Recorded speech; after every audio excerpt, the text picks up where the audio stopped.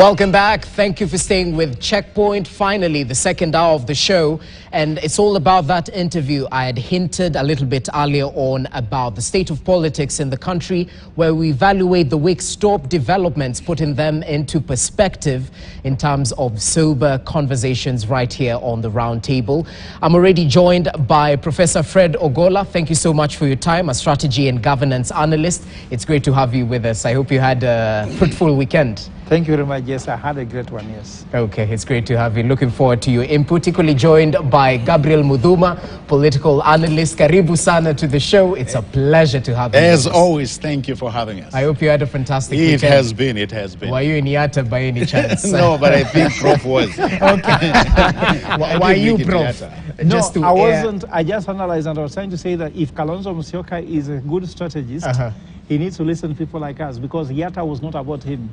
He was hosting people in Yatta, and headlines were all about other things. It was supposed to be about him. And I think that we missed the point. Okay, so he should be readying himself as early as now for the next. Because, you know, you can't start being the next king 1 year to the election. He needs to start being the next king. Even Ruto was sworn in, he was supposed to be looking at the next king, because guys are saying, is it Kalonzo or Raila Odinga?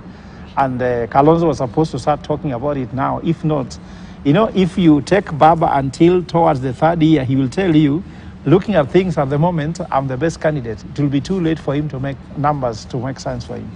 Interesting. What do you make of the Yatta meeting? Raila is a Houdini. I call him the Houdini of our politics. He's already seen 2027. Kalonzo has nothing on Raila. Interesting. Because, you know, if you look at numbers, the last time Kalonzo reigned, he got 950,000 votes. The last time Baba reigned, he got 6.9 million votes.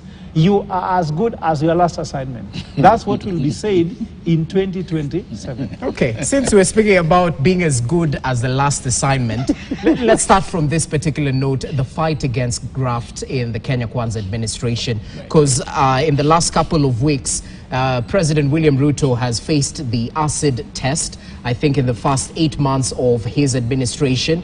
Definitely talking tough against corruption, but equally acting tough in terms of heads rolling. And just on Friday, while he was filing his tax returns, I hope you've done the same, gentlemen, he actually voiced his concerns around corruption. Allow me to quote.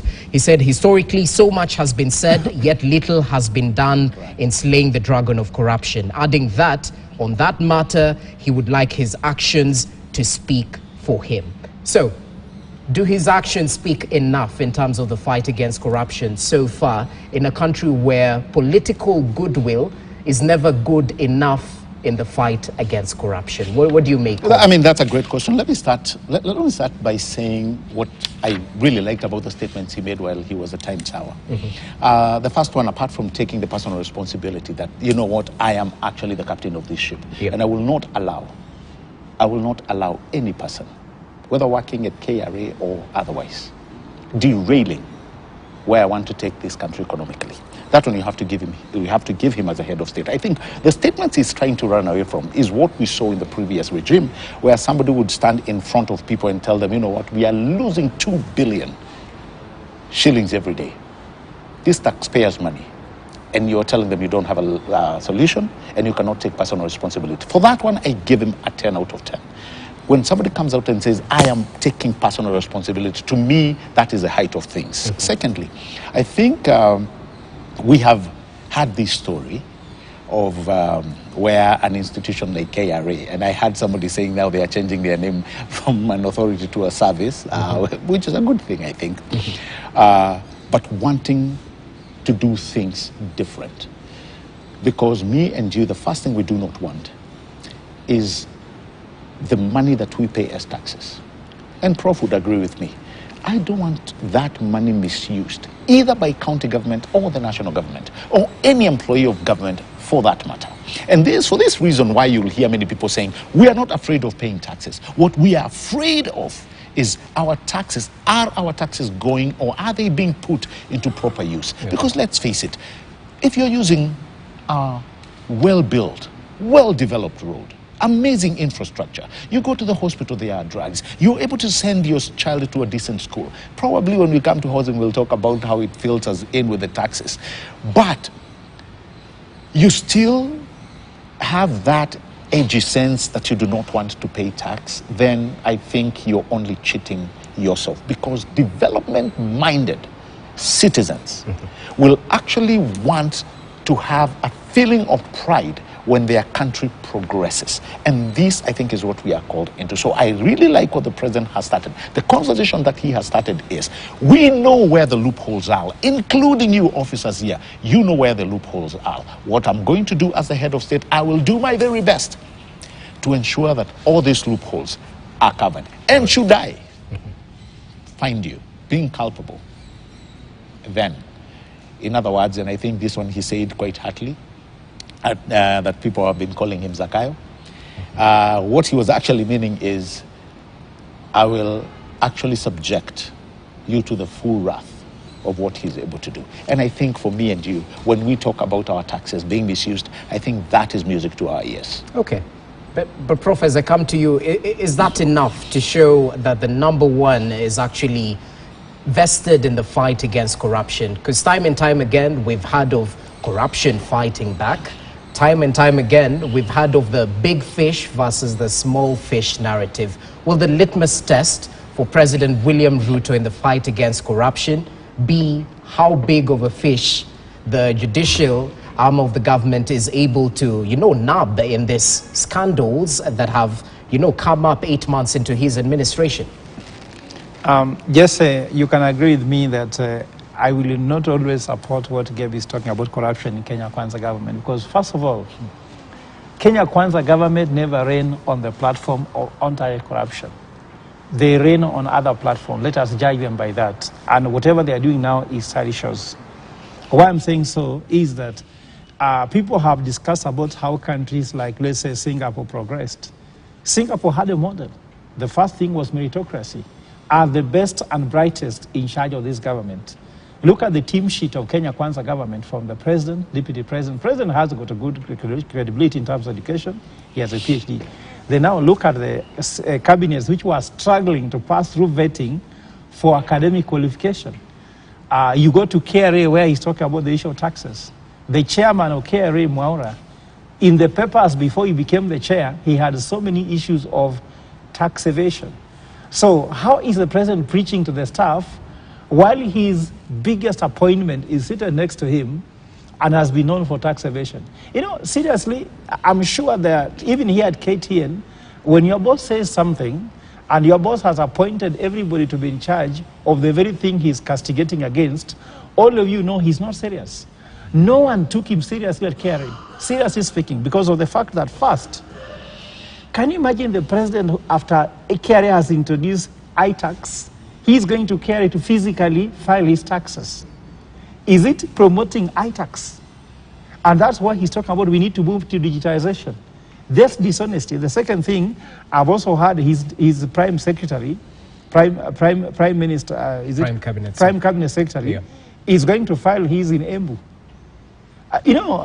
Physically, is it that they are cheating people or they are doing PR? So then, one other thing I have to tell you here clearly, if he said he knows the KRA officials who are corrupt by names and he can name them, he's the commander-in-chief. He has the military. He has the police. He has got the NIS. Why not investigate these people, prosecute them, recover money? So just say, for me, I'm an economist. Corruption looks like weather. People can always castigate weather. When it is hot, people complain. When it's cold, people complain. When it's warm, people complain. And they can do nothing about it. Instead of going to the bus station and saying, it is very cold, put on a jacket and shut up. So what I'm trying to say here is, until the president recovers money stolen by these very people in administration, I'm not listening. Then secondly, his appointment will tell us the seriousness of fighting graft. The Haji case, guys are saying he has credibility issues. He has said very well that there are some cases investigated which were not supposed to be investigated because pressure was put on him. Secondly, he withdrew 8 cases worth 11.3 billion shillings. These cases have been withdrawn. Now he's going to be in charge of this. He's going to be the spy master. That appointment itself shows that there is no seriousness in this thing. So his appointments and the fact that money has not recovered, he has power. The president is very articulate and people fear him. Do you know President William Ruto is not the president you can say something and people argue back. Let him order this corruption to recovered money. Then I'll listen to him. Before that, it is PR. Okay. Let me. Chance of rebuttal. Okay. Yeah, and it's very good when Prof really throws out the stem of credibility, because he was in this country just a few weeks ago when people in KEMSA were let go, including a very senior officer, a PS, let go. And I told him last week that when we were with him, if that is not a step in the right direction, he has to tell me what it is. When somebody was telling all those who cared to listen that money and public loss of funds, pilferage was happening, all the people he's talking about were not in office. The chairman of KRA was not in office.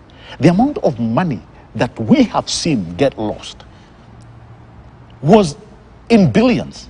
The waivers that we are talking about, he read the newspapers. He saw how many corporations and companies, some that are very close to that regime, was getting. Does that really shock him? Does that scare him? No. But he's very quickly pointing about the people who have just sat in office. Probably they've not even finished 3 months. Yet you're telling us that to him is how or what corruption looks like. Remember, I told him last week about an economic degradation process and how it starts. Key among them is some of the vices that happen to an economy. They don't start immediately. But to me, there is somebody who has shown deliberate attempt to arrest that situation. We've already seen it happening. Something also quite important that Kenyans should know. The first order of business when His Excellency the President William Ruto was sworn in was to give financial autonomy to the institutions that are mandated to fight corruption. What he did not do is to leave the situation or the environment as it were, so that somebody can pick a phone call and call him. The orders from above, they are no longer happening. What me and Prof should expect, therefore, is since the judiciary have financial independence, since the DCI and the National Police Service have financial independence, something which they've always cried about, that they cannot pursue corrupt cases, that they cannot pursue people who have money. That now they are able to do that. The question we should be asking is, when these people are being fired, when do we see the next move? We have already started seeing it. And finally, to answer Prof, we were all around when the president himself again took upon himself to say that his cabinet, the one he's talked about, will be facing the representatives that have been put in parliament by the people to answer questions and to answer to any queries. To me, and I think if Prost was honest with himself, that to me is somebody trying his level best to change a tide of a system that was going rogue. Unless you're able to point for me, Prof, that this, and KEMSA, by the way, which I think is what Prof may actually be wanting to point at, he knows very well there's no money that was lost. It was a situation that was arrested before time. Now, if you can show me, seriously, and tell me, oh, I think this government has already lost 10 billion, if you can show me that, then we could actually have an argument. We will actually have serious deliberations. Okay. But up to now, I think the structures we have seen put in place are actually geared, if we are to be honest, in fighting corruption. And I hope, and I believe Prof should hope, that they succeed. Just the most corrupt entity or sector in government is internal security, followed by Ministry of Health. In that order, none of these numbers were given by the chair of the Anti-Corruption Commission. They're not coming from me. They're on their website. The most corrupt entity is internal security, followed by health. Where should we start? And if you cannot streamline internal security and remove corruption, any other department can run away the corruption. Because who is there? Police is there, isn't it? Yeah. The investigators are there. If the investigators are the most corrupt people. It's impossible to fight corruption. Then I like numbers. You can say money has not been stolen. Uhuru Kenyatta said that we are losing 2 billion per day to corruption. First of all, we want the president to give us a report by saying his predecessor lied or said the truth. If he said the truth, how can we recover this money? ESCC website says Kenyans lose 608 billion shillings annually to corruption. Our budget now is 3.6 trillion, the proposed budget. Can the president promise us that he is going to get the 0.6 trillion from corruption to finance the budget, and therefore we need to target only 3 billion? What we want, Kenyans, Mama Mboga, I told you, Gabe, my grandmother, the Mama Mboga, the bodas, they don't understand these billions we are talking about. This is money illusion to them. What they want to know is that there was no hospital here. Corruption was losing this money. We have built hospital by stopping the leakages in revenue from corruption. Yeah. That's what they want to see. They don't want to hear this, oh, you know, money was not lost and actually it was just about to be lost. No, we want goodwill by actually crunching the numbers. Then let me tell you what, my brother, and I think this Gabe, you know very well. Singapore model was MPH, one, meritocracy. Appoint people with merits who can fight this corruption, if you like, isn't it? The second thing was about the issue pragmatism. What is practical? Uhuru Kenyatta came with something very nice, asset recovery. If you have been accused to have been stolen some money, there's a case against you with ESCC, what happened? They look at how you declared your wealth. How much did you have before you came? How much do you have? Then they take the difference and close it. That made some people actually to work. Pragmatism is that whether you like a white rat or a white cat or a black cat, which one can kill a mice? You don't want to know whether white is you like white or black. Then that's honesty. The guys in the ranking of Kenya Kwanza, if you look at it, in fact, there's a paper circulating around that the heads of Parastatal are under pressure this way because there are some people who are not legitimate people putting pressure on them to give them some targets per day to collect some money from them, which actually graft money, while their boss, I'm saying, while their boss is saying, you will be personally responsible. Let me tell you that some of these guys who are head of Parastatal, they are friends of mine, I've taught them. So some of this information is known. So they're asking, should they obey the president? I'm telling them, please obey the president, because if the president says you're personally responsible, the point is that if someone is asking you for money on the sideline telling you they have a door out of between you and the president, you are in trouble if you obey them. What I'm trying to say is, whom should they listen to? So when you tell you honesty is the most important thing. Okay. Do you have the right people in the right positions who are honest, reporting what's happening? I need to check this clearly. Just without this thing, meritocracy, pragmatism, what's pragmatic, what's practical, and lastly, without having honest system, we will always be talking about corruption. Even in 2027, we shall discuss about it. But there will be no money recovered. Money lost will be recovered and tell you, don't throw good money after bad money. Okay. So very quickly, let me very quickly, first one. You know, Prof has used a very good word, which I supported even back in the day, and that was recovery. You know, if people have known you've stolen, you know, I was among the people who were supporting lifestyle audit. But guess what? Lifestyle audit ended when one person was audited. We reduced the capacity of government to pursue one person. Just think about it. How much money did we spend? And then, when it died down, we could not even come up with one thing. For crying out loud, we even changed our currency. We did so many things, chasing after the fugazi. That is one. Secondly, and last one on this one, I think Prof has talked about honesty. I agree, honesty is a good thing. But you tried reminding Prof, when was the last time he went to a bank and said, I want a loan because I'm honest? That doesn't work. Honesty is not an independent variable. It's a dependent one. Honesty must find placement in accountability and responsibility. That's the name of the game, my brother. Okay. Failure to which you can be honest and to nuisance.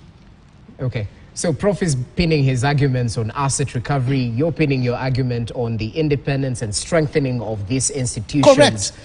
So it seems you're converging. But just remember one thing here. Yeah. He's saying that the ministers are being questioned in parliament And parliamentarians already are not independent. But from the point of view that Kenyans perceive parliament to have been bought already.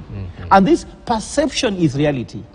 And now the bill is going to be passed in parliament, and a parliamentarians who should represent people who already are feeling the heat of these taxes will pass without even a comma being removed. Okay. Now, how do you trust parliamentarians to question ministers whom they vetted without even thoroughly reviewing them? They were congratulating these ministers even before knowing what they can offer on the table. Just there's no need to expect magic here. Those are reservations that perhaps have been echoed time and time again. But since we're talking about parliamentarians, allow me to shift focus to matters bipartisan talks, because it involves these parliamentarians we're talking about. As we start, it'd be proper to perhaps paint a picture of where we are right now. The fate of the bipartisan talks currently hangs in the balance. This is after Azimio, I think, just this Tuesday, suspended the talks for 7 days over differences and lack of goodwill, adding that they were ready with their report on reconstitution of Electoral Commission. From the Kenya Kwanza side, we had of them accusing Azimio of bringing up issues already discussed, adding that the subcommittee on Electoral Commission was to present just one report. So, to summarize all this, what was thought to be the avenue of reasoned debate perhaps is slowly turning into a game of cards, with each side accusing the other of frustrating the talks. Even as I appreciate the presence of Advocate Harun Dubi, who's just joining us, asante sana for your time. I think it would be proper to start with you. Will there be any healthy discussions and solutions of the demands from both sides of the political divide if we focus on this bipartisan talks from where you sit? My apologies first for coming in late. I was coming from Kiambu. Karibu sana, better late than never. Yeah. Someone told me it is better never than late. But the point, actually the bigger question is, why the talks? Why should we discuss about changing the constitution, about changing the government, or changing governorship? I think that it is a bigger issue for Kenyans to discuss amongst themselves, which we did as we got into the new constitution, than getting what is so-called bipartisan, which is one side of a political party and another side of another political party, which political parties do not have a difference in terms of their character. Even though ODM might just be one of the oldest parties, other than KANU, I don't see any much difference between it and the UDA. So what they are supposed to be discussing in terms of the bipartisan discussions, as they are called, is if eventually nothing important for the people of Kenya. As simple as that. It is as simple as that, because if we are talking about the cost of living, it is the people of Kenya who should be discussing what they wanted when they formed the constitution. One of the things that I've been wondering about is how politicians who want to get to power create promises of their own, from their own mind. Instead of focusing on the constitution, they create promises and then want to tax people on the basis of their personal promises. So why is it that we are supposed to be discussing personal issues of politicians and call them important issues that they should be discussed by a personal approach? Interesting. But as you come in, looking at the issues, cost of living, audit of 2022 presidential poll results, measures to prevent interference with political parties, and reconstitution of IEBC. Is this solution within the reach of the bipartisan committee? Is there value in this committee at the end of the day? Or do the thoughts of their officials actually supersede, you know, what this 14-member committee is sitting down to do? Yeah, and that's actually another great question, because people have actually been asking about the very same thing. What is this? What is this all about? And I'm glad Wakili has actually tried to allude to how, you know, some Not of these tried, things. I did. Actually, he says he did. Clarified. Thank you. Yeah. Friendly fire. Yeah. But to an extent, I've always thought, in his own wisdom, the president thought, you know, if Azimio, and in this case, Right Honorable Raila Odinga, was looking for a place to have his grievances heard, this is just an opportunity that was created. Remember, this is not the first time this is happening. I think in 1997 we saw something similar to this. We came all the way to, I think, the IPPG. The IPPG. And then lastly is what we saw the then Senator Keraito and Senator Orengo when they were pushing the meeting at Windsor. They actually removed it from the purview of Parliament. And you may recall, up to where now this one has gone, to Bomas. I think this is where they are meeting. And the raft that they've put across, the reason why I thought these are items probably which could have brought a framework.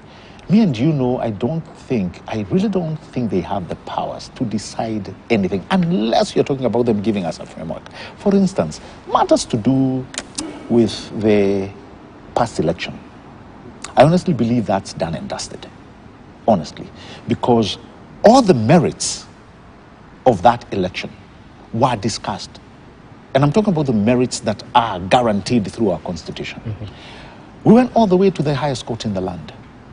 They came unanimously with a decision.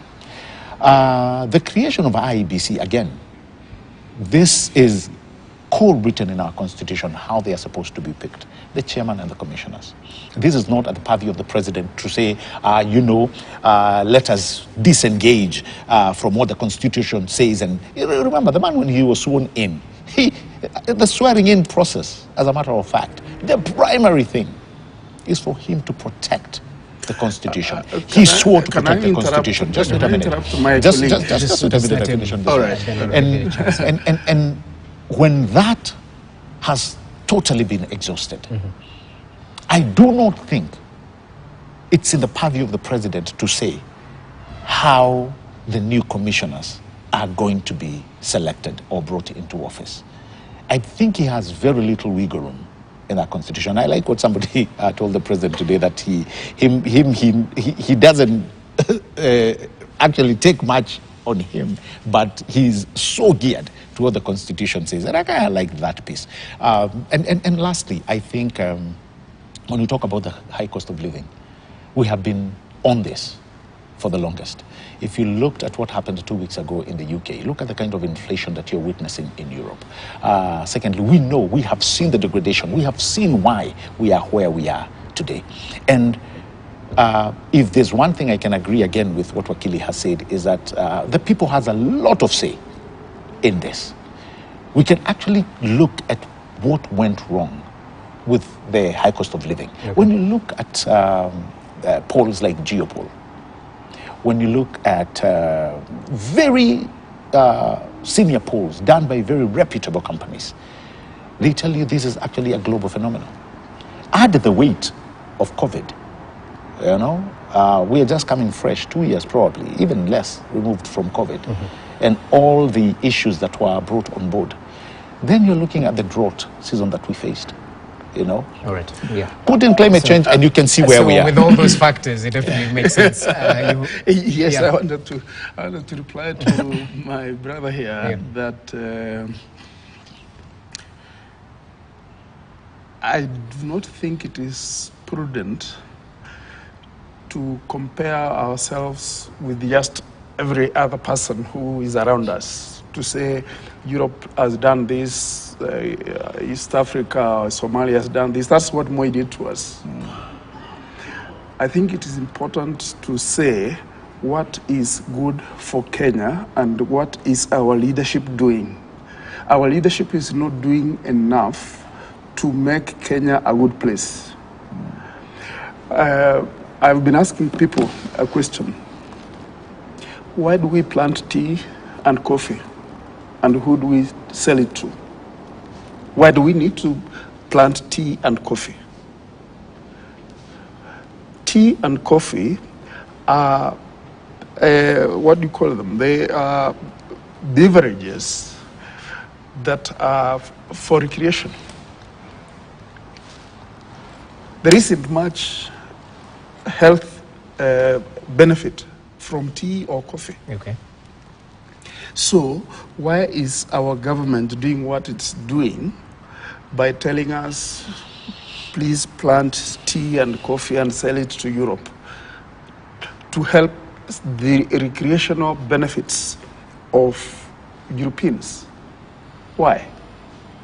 Why don't we do what we can do so that we have food security for ourselves? Okay, okay. So that the next thing that I wanted to reply to my brother here about the behavior of government, whether it is Raila, who I think is part of government. When you are in opposition, you are opposition of what? You are in government, but positioned somewhere. And if it is Ruto, he's president, but president of what? In government. Okay, okay. So the point I want to tell them is that both of them need to think about what the Kenyans thought about creating the new constitution. Our constitution was giving superiority to the people, but they, in government, are taking away that superiority. But I thought we delegate at times that responsibility. We have delegated the responsibility to both national and county governments. Yeah. But the point is not so. When you delegate, you do not give away. You delegate in terms of what is your truth, Okay.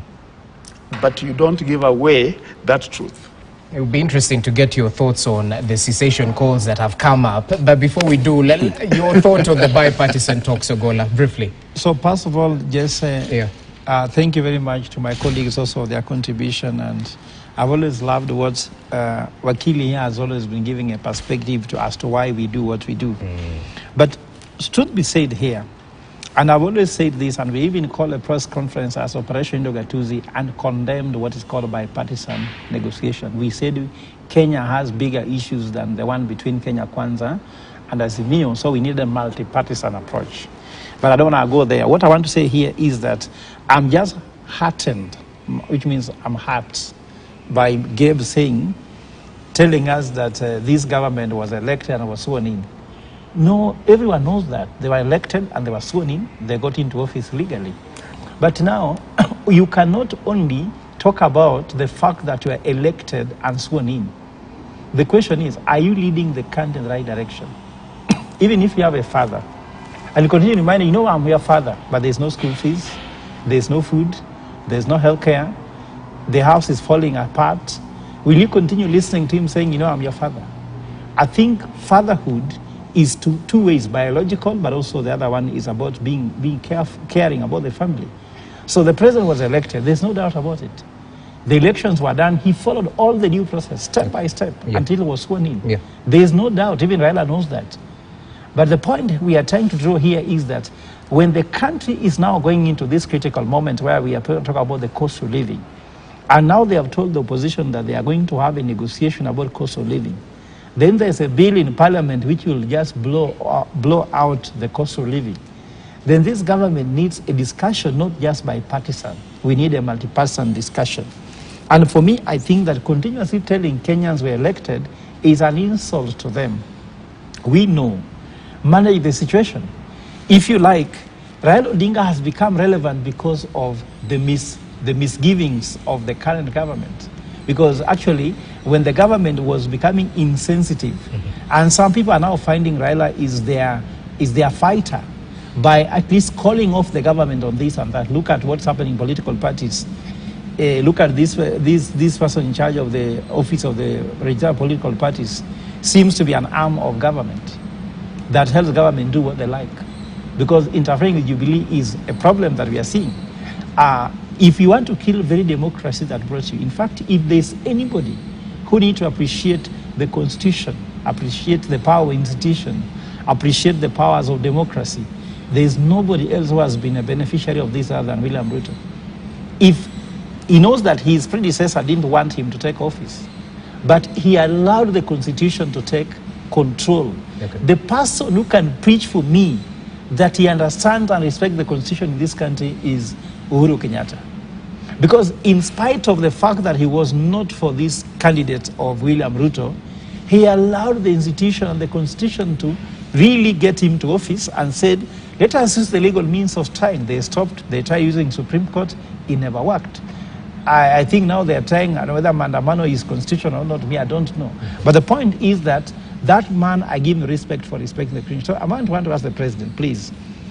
What we know is that if Raila Odinga will come back to the street, it will be painful for the country. Why don't you agree? And for Raila Odinga, I said it here, that being not a very good boardroom negotiator, he's not going to get a good deal out of it. Okay. And in fact, it's important for him to know what is the end game he's looking at. If it's personal interest, let them put them on the table and discuss William Ruto. If it's a national conversation, let it be a national conversation so that we can solve out not just the issues that affect Azimio and Kenya Kwanza, but sort of the issues that are affecting Kenyans, like now Gabe is trying to explain here. Remember also, Kenya needs a serious, what we call awareness campaign. Kenya needs to be serious civic education, because Kenya don't understand so many things. Like even this bill you're putting in place here, maybe 2% of Kenyans understand the implication of this bill. Okay. Some of them don't. So there are more deep-sitting issues that calls for multi-partisan approach, not just bipartisan. And perhaps as you add on what he said, he's brought up the issue of the ORPP being, dragged into the muddy waters of politics as an office that's supposed to regulate. And you have one of the players calling you, partisan in one way or the other. Mm-hmm. What do you make of the independence, number one, of the office, and number two, of the decision to uphold, the removal of the embattled individuals on one faction of Jubilee Party? Then you have the other faction crying out foul. In terms of the legal proceedings, did she balance it as it should? Two things. One, you may recall, I don't think it was in this media house, but I think several years back, we had that very same discussion. And here we were talking about who was in power then. And I am one of the people who have always called for officers that are independent to be that, to exercise that independence. But you cannot run away from certain negative orderlies that we have seen happen back to back. Prof has talked about interference of one party to the other. He's talked about the need, which I support, to ensure that you have the opposition, as he is calling. Wakili has said, there's no opposition when he's in government, which I do disagree heavily, if I may add. But everything was A-okay when the opposition was joining government some years back. This is the con of man. All right? The other thing, obviously, you have to be somebody who is very new to this country to know that just a few months ago, even now, we are speaking about a group that does not believe that this is a legitimate government. Over the weekend, actually this weekend, I think on Friday, in Yatta, when he started, we had somebody saying that this is what we got in that election versus what they got. We also know that there are hackers who are already working. Look at that verbiage. And then you try to reconcile with what Prof is telling you. That, these people were elected. They were. We know that.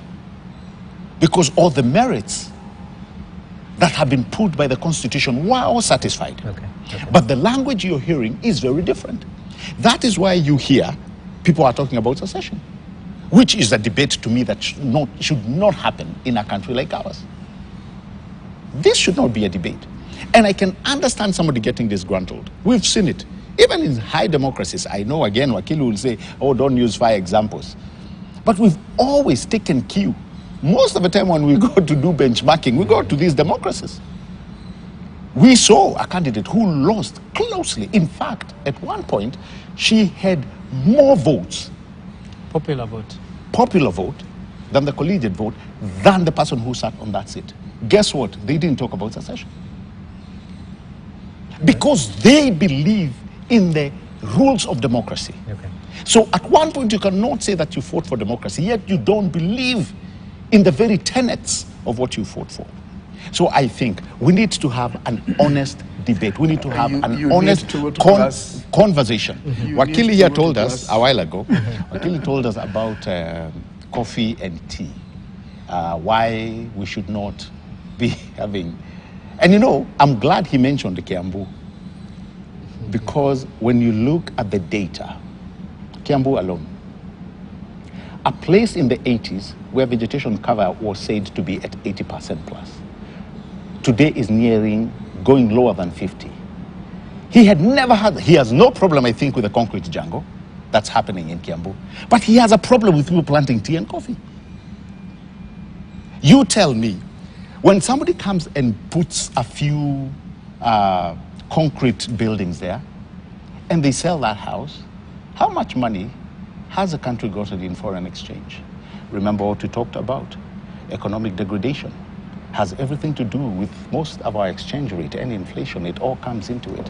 So I think some of these pronouncements that we are making, Wakili, it's something out of a horror book. And we should keep I want clear. to respond to that. And actually speak about the secession. The question Does it of make sense? secession Yeah.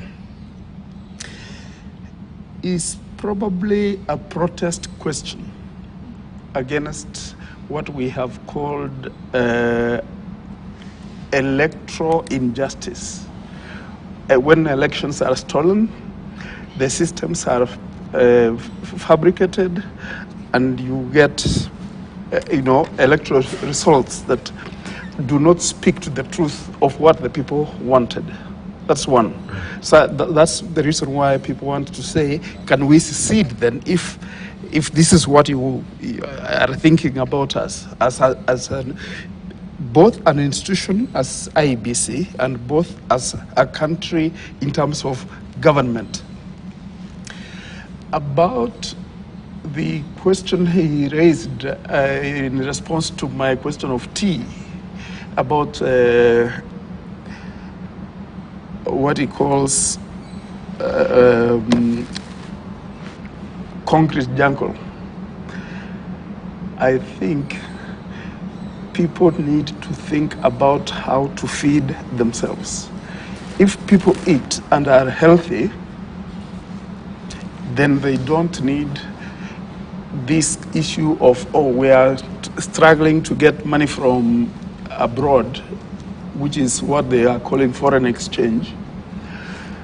You need just to have food. If you have food on your table, you don't have to think about the next neighbor. If you have food on your table and there is an extra, you can then give to a neighbor. Okay.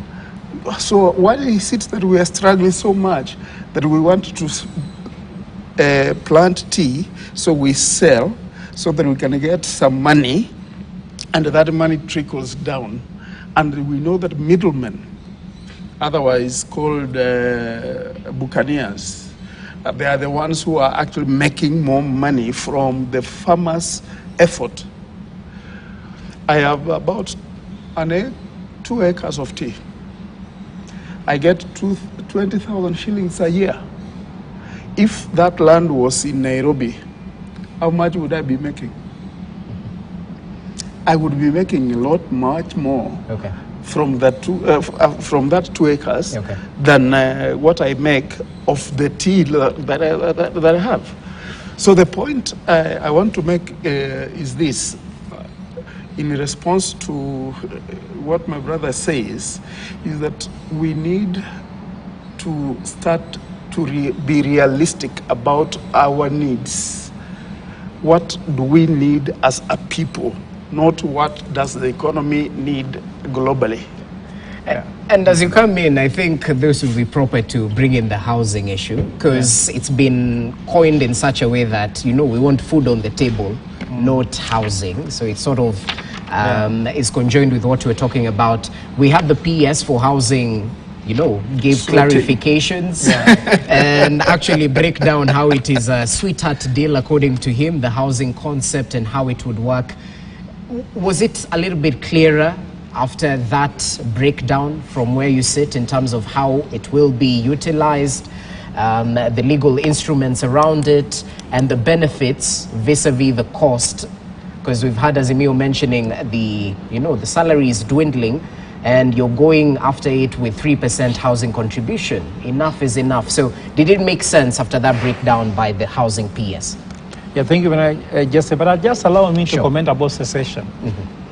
I agree with my senior that this was just a protest statement. I'm not sure whether Raila Odinga is serious about the issue of having a secession. Because the party that Raila Odinga used to run for president is called Azimio la Umoja One Kenya Alliance. So I'm sure there was aspiration to unite the country. And if he himself believes the contrary, what I'm trying to say, I'll be hugely surprised. And I don't want to go deep into that discussion, because I think for sure anybody talking about secession is wrong, because we want to unite as a country. We need to be one. We are stronger together. The preamble of our constitution states that we are one united sovereign country. And anyone who wants to talk about something out of that should be aware of that part. And removing or senior Wakili, just reviewing a preamble of a nation so that you can be able to develop a constitution for secession, I think is a tall order. And I'm sure it will be very difficult to sell. So let us just say that it was just like expressing dissatisfaction, maybe anger or emotions, but nevertheless, I don't think it's something that someone wants to take seriously. Even if you enter to the UN, what is the content of that letter? And what's the legal basis for that letter? I'm not going to say that there is none, but as far as I know law, I don't think there's a basis for it. Let's go to housing straight away. First of all, Jesse, I've always told you that my belief is that the tax bill is addressing the wrong problem. The right problem, we are saying, let me tell you what, this country is lean. I was in Embu this weekend, yesterday. Maguna supermarket, you can see tellers playing with each other. It's end month. The money to purchase things is not there. The country is lean. I was in Kitui the other day. You walk around the country and discover it is lean. There's no money. So where are we going to tax it? That's a very big question to ask. Inflation, it shows that inflation is going up every day. It's not going down. Poverty index is going up. Unemployment is going up. Is that a country that needs to be taxed? If you ask me, no. But let me ask you some few questions on housing. Is it true that Kenyans may want to live in better housing than they are living today? Yes, all Kenyans. Even State House renovated the State House, meaning that everybody wants to live in a better house. No one is fully satisfied. There are slums in this country, and people live in conditions that people shouldn't live in, because they're actually really desperate situation people live in. I grew up in Kibera. We grew up in Mabati houses. It's not where I wish to grow up, but I grew up there. So the truth is that we agree with William Ruto. We need to have better housing for everybody. Now the question which should be asked, can Kenyans pay slip hold this thing? The answer is definitely no. You cannot have all your wishes. There are some wishes you need to what? To suspend. The third question is housing a priority? The answer again is no. My father brought us up in Kibera. If my father was to have his priority on building housing for us, we could have not gone to school. Priority for people now is take a child to school, pay education, feed them. Now later, you can look about the housing. So if my father prized that housing was more important for him, we could have not gone to school. So if you ask me, the priority is not the housing. Now, the operationalization of this house levy is a serious issue. The gaps are too much. For example, where is the money going to stay when you are being taxed? Which bank account? It's just like the Hustler Fund. Save money in SSF. You have no SSF number. Money is being saved for you in a bank. You have no bank account number. All that money for Hustler Fund was a haste. Until today, for me, that was a scam. I went to court. I'm not speaking about theories. I went to court and said Hustler Fund is illegal. I stopped the board members from taking oath of office. They cannot take oath of office because they are going to run a scheme which is a scam. According to me, the housing levy is a good idea, but not at this time. The country is lean. Even the rich people. Today I was discussing with a friend who tells me that in his house, he used to eat only chicken and fish. But now they are bringing in beef because beef is cheaper than chicken and fish. These are middle class people discussing. So times are hard. What I'm trying to say here is, this is not the right time. And PS made it complicated, the issue about 10 years. When can you get your money back? If you don't go for 10 years, you lose it. So your next of kin cannot get it. All this money we are talking about, if NSSF you cannot access, when even sometimes you have just retired, what about if you die? There are so many operational gaps and misses that House levy have not answered, and the government, instead of focusing on answering these issues before we take the bill to Parliament, they are hurrying to push it through Parliament. It will pass, but it will pass just because Raila Odinga has no watches to stop it. Just very quickly, and I'm actually surprised, very surprised, that Prof has actually said what he's talked about. First one, the Hustler Fund, and I'm really not trying to correct him because I know he knows the truth. The Hustler Fund that he's saying is a scam is already operational. People are benefiting from it. It's not something that has not taken off. It's already lifted off. Gear is already up. It's already flying. The CEO of Safaricom, just the other day, accepted that Hustler Fund has injected 2 million new users into Safaricom. You read about that. But listen to what he has said. And this is what I call upon. You see, when you use words like Prof is using, you're only making people afraid, yet you know the truth. And this has actually been a deliberate attempt to ensure that Kenyans don't get the truth. Like he said, many Kenyans probably don't read the fine print. But when they hear or when they listen to somebody like him saying Hustler Fund is a scam, already you have people, billions have been borrowed, billions have been paid. Repayment rate is? But what you say about the repayment loan, the repayment rate, what you're asking is, it's as if that program has failed. It is working perfectly. It is working perfectly. People are borrowing. People are repaying. So it's not like it's a program that has hit a wall.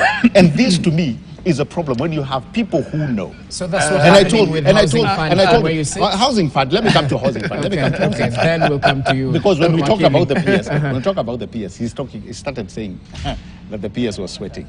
That was not. If that's what you looked for, away from the sweating. Then I'm sorry. He said, "What if you die? It's covered, totally covered." And if he has read that bill, he will know very well what it says. So what about the issue about timing? The timing, what we are discussing now is, to me, who you are preaching this gospel about housing to. He said it's not a priority. Do you know what members of parliament, the first thing they ask when they get into parliament? Where is our mortgage? Those are idiots. Wait a minute. You can't call them idiots. And that's a bad language. Okay, we can drop such. And withdraw. I don't think. The first thing they ask is their mortgage. Okay. So showing the need of housing. Good house, yes. In fact, it's detailed among the basic needs of human beings. Right? But we go with statistics, because this is the conversation we should be having, apart from calling people idiots. This is a very good conversation about the housing. He grew up in Kibra, I grew up in Madaraka, in a mud house. 8 of us grew up in a mud house. I can tell you, I also did fervently, in in Nyamira. You in Nyamira, me in Nairobi. Yeah? I can tell you fervently, I have never had or seen any person who is comfortable in a slum. And if any person would come to tell you, oh, it's not a priority, they are lying through their teeth. Any self-respecting parent would want their children to be in an environment that's comfortable. Jesse, going to see in places where they don't have doors, you're walking across and you see your dad naked. bathing. It's not a picture any child is supposed to see. Having said that, the issue of housing, when you look statistically, it says, whether we like it or not, this is a quality problem, because it says by, 20 years from now, Okay. majority of our population will be living in urban centers. So let us be honest. Whether we like it or not, we have a house deficiency.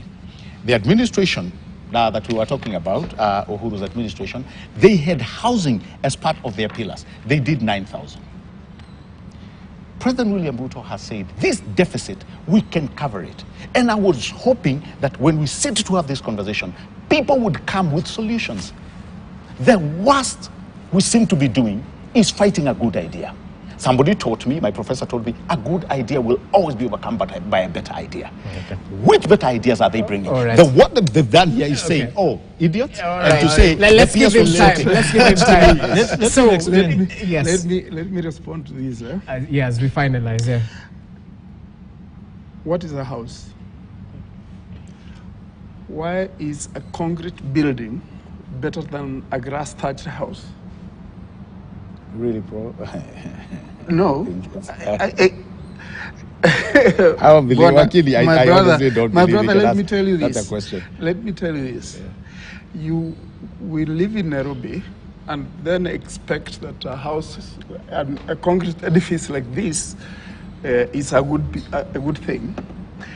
But what you need is a place you can lie on a bed and sleep. And that is not government business. That's personal business. Probably, as you say, you grew up in Madaraka, you grew up in Kibra, I grew up in Nyamira, I don't know where you grew up, but each one of us possibly has something where they can go and sleep in, either for pay or they own. It is not government business to do that. There is no government business to do business. So it is actually total rubbish. Excuse my language. It is total rubbish to expect that the government is going to collect money from all of us to build houses and then rent those houses to individuals. It is completely unreasonable. So you prefer it being left to the private sector, or people feed themselves. Okay. People house themselves. Listen to me. People house themselves. People feed themselves. People clothe themselves. Yes. People sleep on their beds. What is it that the government wants to say that we are going to build houses? The final point I wanted to make about the housing, Prof, just a sec. Government will tell you, will give you land, put up a building. But they are giving you land, you're putting up a building with funds from a bank or somewhere, and that bank is going to buy or sell the first 3, 4, 5 floors, and then the rest of you will sell the rest. And then what happens? What happens is, once people get there, especially young graduates from universities or colleges, will stay for 1, 2 years. Then their families are starting to grow. They realize they needed to move out to a better place or a different place. Okay. So what is this point? So just give me 1 minute because this is important. Kindly, yeah. First of all, there's few things for us to look at here. I do not like how the bill has been done because it looks more like the campaign bill, the 2022 campaign, because it was hustler versus dynasty. Now it moved to those with pay slip versus those without pay slip. Those who own houses versus those who don't own houses. And then secondly, to its point, this thing has been tried elsewhere, it has failed. Okay. If you have too many affordable houses, the upgrading model from those now who don't need 2-bedroom, now they need 4-bedroom, will have no space. There must be a serious planning to see how will this ecosystem have. Because you have too many affordable housing. If now the population moves to higher upper middle class, they don't need affordable housing, now they need more decent housing. The space is taken more by affordable housing. Will we bring down affordable housing to upgrade? In Switzerland, There's a program how you begin with a 1 bedroom, then you upgrade, sell it off, move to 2 bedroom, you go to 3 bedroom and 4 bedroom. Okay. This government need to do research and see where somebody has failed, to see where you don't need to go. And of course, the most important point that we have to look at here, which for me is sincerity, the business of government is not to do housing. And I like one thing that David Ndii said, then he needs to be corrected. He says something very interesting, and saying that the market forces cannot address the housing deficit. And that is true. Housing is not a common good. In common good, normally we help when market forces cannot help. For example, health is a common good. Why is the government not putting their arms very strong to address health issues, and they want to address housing issue, which is not a public good? In economics, public goods are not addressed by market forces. But housing is supply-demand forces, which the government can give incentive to solve itself, rather than you going where you may actually make more sense. I want them to focus on health.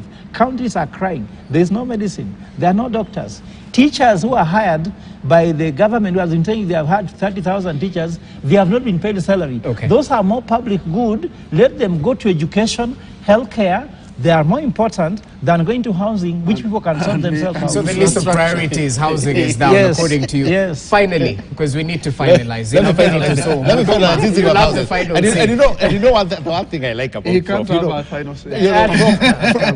Prof uses a lot of data, and sometimes I wonder where he gets his data. He's just told us again, this thing has never worked anywhere. I've gone to so many countries. God has been such a blessing. I've visited many countries where I've seen these things working perfectly. Okay. But I'll give you very quickly a true scenario. This is not something I read. This is somebody I sat with, same way I've sat with you, Jesse. Somebody who moved into a low-cost housing just the other day. Happy as he is with his family. Guess what? This man is a matatu driver. He was paying 20,000 shillings for rent in Kayole, somewhere in Kayole. Right? He says in his circle, he tried buying a piece of land to build, because this was in his mind. Many Kenyans will tell you that when your housing is not secure, and we all know this. He has a house, I assume you have a house, and I have. We all know that when you do not have that piece of knowing where to put your to put your head, and most importantly, when you do not have something that you can call your own. This, we are not talking just a house that you can live and write out and say, you know what, I'm paying rent, I'll never own.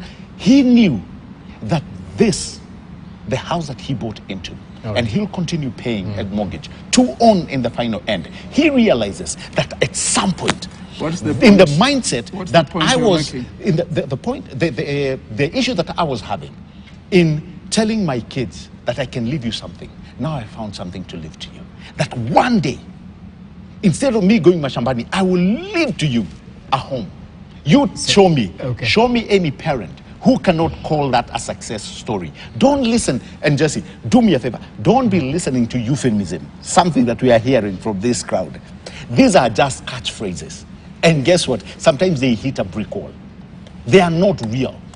Pull any Kenyan in the slum. Ask them whether they would want a good life. I can guarantee you.